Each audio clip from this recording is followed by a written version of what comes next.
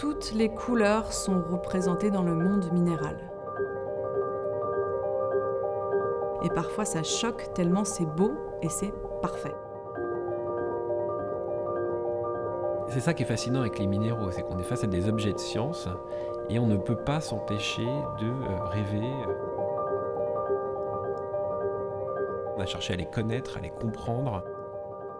Et puis on a appris à les transformer pour s'en servir. C'est toute cette évolution que l'on montre ici au musée.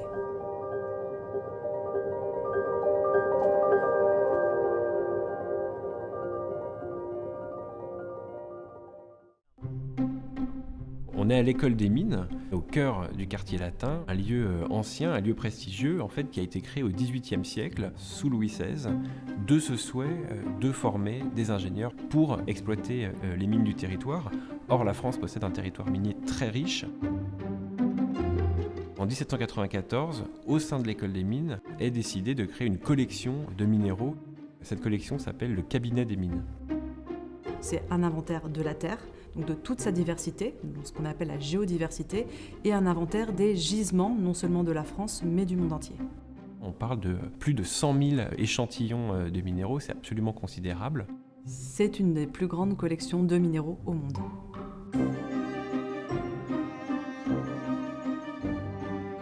Le premier conservateur de la collection, c'est l'abbé René-Juste Haüy. C'est vraiment le père de la minéralogie. Il a compris que tous les minéraux étaient constitués de ce que lui appelait la molécule intégrante. C'est cet empilement d'atomes qui se répètent à l'infini et qui constituent tous les minéraux.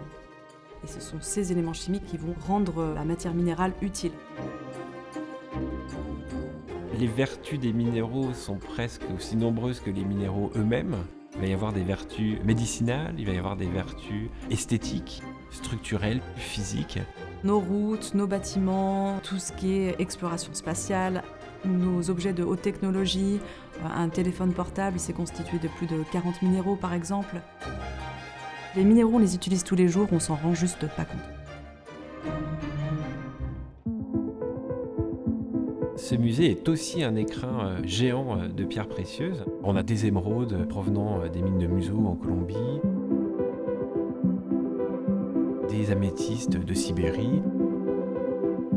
On a un bel échantillon de gemmes, et notamment des gemmes tout à fait prestigieuses et historiques, puisqu'elles sont issues de la collection des joyaux de la couronne de France, qui se transmettaient de roi en roi. Il y a certains minéraux ici dans le musée qui sont connus dans le monde entier parce que ce sont les plus beaux exemples d'une espèce minérale précise. On a les amazonites. Évidemment, on a les quartz. Des tourmalines. La pyrite avec son éclat doré, son éclat métallique.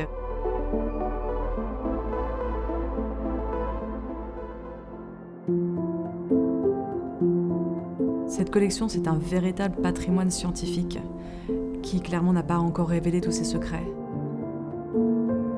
On découvre encore jusqu'à 100 nouveaux minéraux par an. Chaque pierre, chaque minéral va apporter son lot de surprises, d'anecdotes, parfois même de légendes. C'est une science qui est vivante, qui peut encore nous servir pour de très très très nombreux domaines. Et c'est vrai que c'est une sorte de livre, d'encyclopédie, mais de contes aussi qu'on va pouvoir découvrir dans chacune de ces vitrines.